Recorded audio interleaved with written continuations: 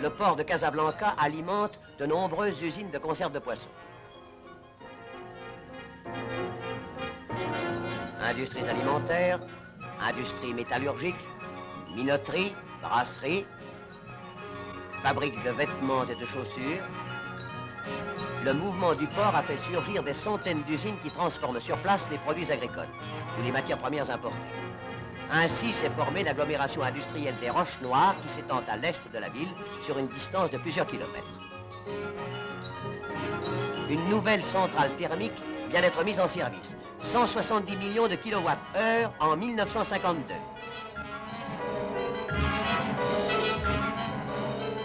Et les 320 000 tonnes de ciment produits par l'industrie locale ne suffisent plus aux besoins d'un pays dont l'essor économique se traduit par cet impératif « construire ». Depuis 40 ans, Casablanca n'a pas cessé d'être un chantier. Vaste stade, usine gigantesque. Le béton qui coule sans cesse façonne et modifie les traits de la cité qui vient de lancer dans l'espace la voûte de son palais de la foire. Une seule portée de 90 mètres. Construire, parce que la population augmente de jour en jour, parce qu'il n'y a jamais assez de maisons, d'entrepôts, d'ateliers. Au centre même de la ville, chaque jour, un nouveau chantier s'ouvre. Chaque jour, un immeuble s'achève.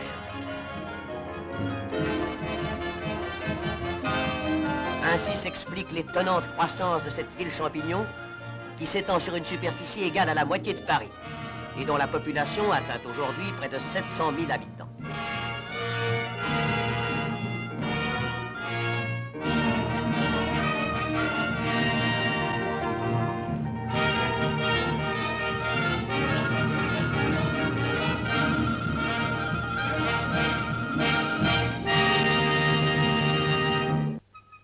Le sang de Casablanca, c'est son commerce. Toute la population participe à cette activité qui la fait vivre. Dès le lever du jour, les alentours de l'avenue du Général Drude, quartier du commerce de gros, s'animent. C'est ici le fief du commerce du thé, ce thé de Chine qui, accompagné de menthe fraîche, est la boisson nationale du Maroc. Le marché du thé est entièrement entre les mains des Marocains qui ont adopté les méthodes commerciales modernes.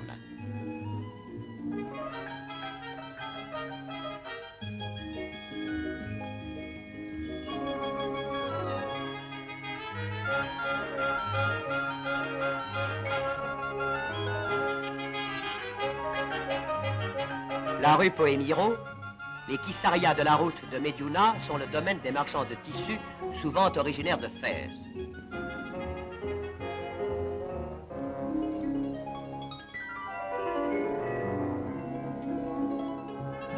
Les chleux de l'anti-Atlas ont le quasi-monopole de l'épicerie, tandis que la quincaillerie est plutôt le patrimoine des Israélites. Les entreprises européennes, l'automobile, les grandes banques, les sièges des sociétés se concentrent au cœur de la ville, entre la place de France et le palais de justice, où les avocats français et marocains plaident côte à côte. Et chaque jour à midi,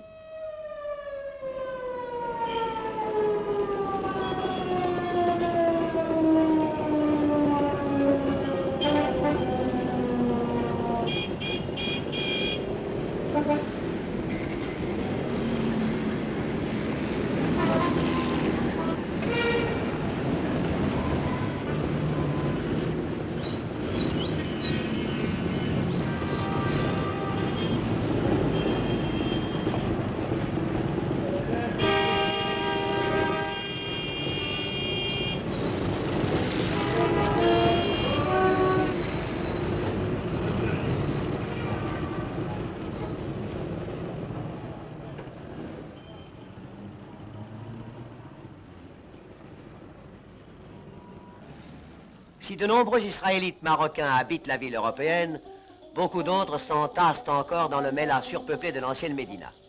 75 000 Israélites auxquels s'ajoutent sans cesse des émigrés, arrachés par l'appel de la ville moderne au mélas de l'intérieur.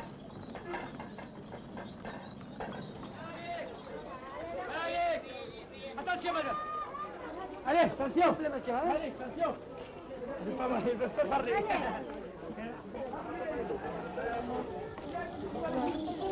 Ici, la vie juive garde son visage séculaire. Petite synagogue où le rabbin apprend à lire aux jeunes enfants. Cours intérieures où les familles d'artisans vivent en commun, travaillent, font la cuisine sur le primitif réchaud d'argile. Cependant, la jeune génération évolue rapidement, adopte le costume, la langue, les usages de la ville française.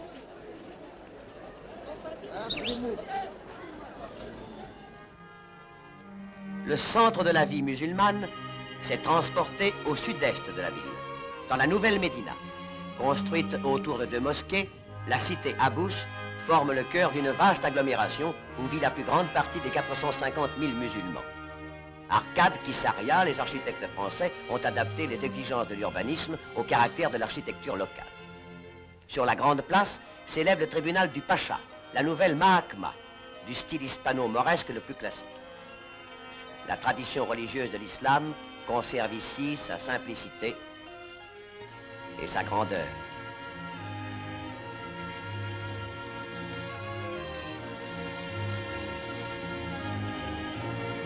Et les mosquées sont trop étroites pour accueillir tous les croyants quand le muezzin annonce le vendredi l'heure de la prière.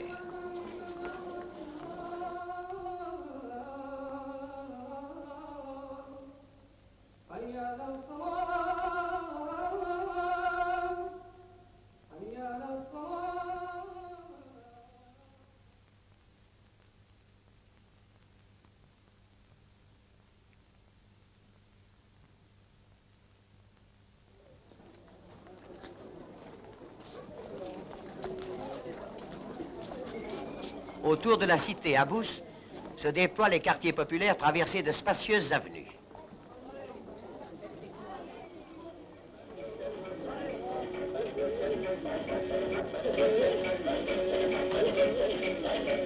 Dans les rues commerçantes, la rencontre de 2 civilisations offre des contrastes curieux.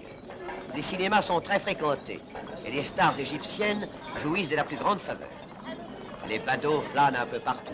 Un grouillement pittoresque règne dans ces faubourgs où la grande masse des musulmans, ouvriers, artisans, petits fonctionnaires, boutiquiers, continue de vivre comme elle a toujours vécu.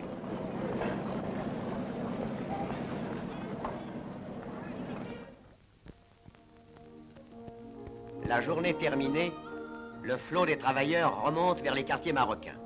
Ouvriers des docks, des chantiers, des usines forment aujourd'hui un véritable prolétariat d'origine essentiellement rurale.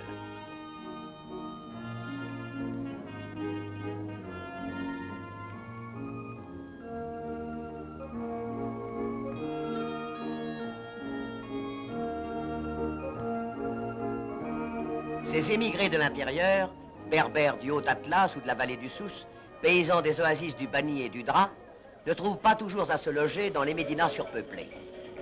Beaucoup ont conservé leurs habitudes nomades, ou se sont établis à la périphérie de la zone industrielle, dans des baraques de planches et de tôles, transposition de l'antique Nouala de Roseau.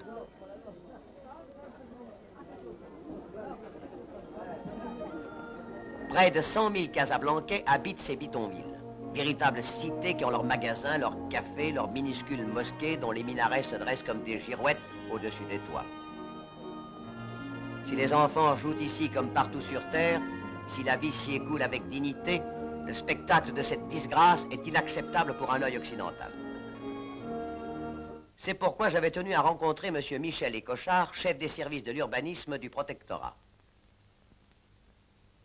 Je comprends que ce que vous venez de voir vous ait péniblement impressionné.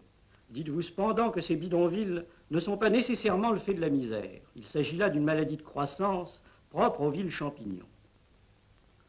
Songez que le Maroc a parcouru en moins d'un demi-siècle le chemin industriel que l'Europe a mis 150 ans à accomplir. La concentration urbaine qui s'est produite en quelques décades à Casablanca est un phénomène dont le monde offre peu d'exemples. Considérez cette courbe. 25 000 habitants en 1907, 650 000 en 1950. La rapidité de cette croissance a débordé les prévisions techniques. Au début, le problème du logement ne se pose que pour les Européens dont la population surpasse, en 1918, celle des Marocains. Les quartiers européens croissent anarchiquement sur les terrains lotis par les spéculateurs. Mais l'afflux de la population prolétarienne renverse bientôt la proportion entre les deux groupes d'habitants. Malgré la naissance de nouveaux quartiers marocains, le déséquilibre s'accentue. La guerre, en attirant vers les cités industrielles des milliers de ruraux, augmente encore le surpeuplement des médinas. Cette poussée démographique a engendré puis maintenu la plaie des bidonvilles. La tâche essentielle des services de l'urbanisme est de résorber ces agglomérations pitoyables, de créer pour les populations laborieuses des cités nouvelles, en harmonie avec leurs aspirations et leurs besoins. Déjà, les nouveaux quartiers de Sidi Othman et les carrières centrales vont pouvoir abriter des milliers de sans-logis. Déjà, les habitations israélites du front de mer commencent à décongestionner l'insalubre Mela. Déjà s'étend sur le plateau qui domine la ville, la blanche cité d'Ain Shok.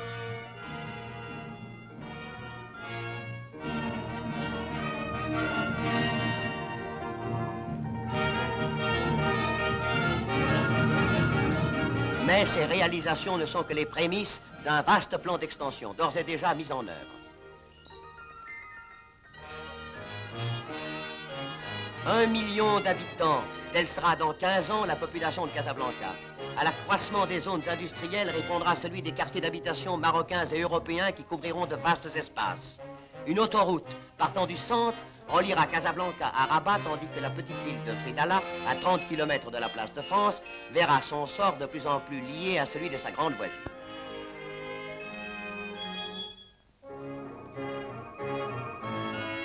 Cette ville future, j'en apercevais la préfiguration dans ce paysage naguère désert, aujourd'hui transformé par l'effort des hommes. Elle s'annonçait dans des monuments construits aux proportions de son avenir, telle cette piscine, la plus grande du monde, où les Casablancais viennent communier par milliers dans la même ferveur sportive, dans le même goût pour la vie au grand air.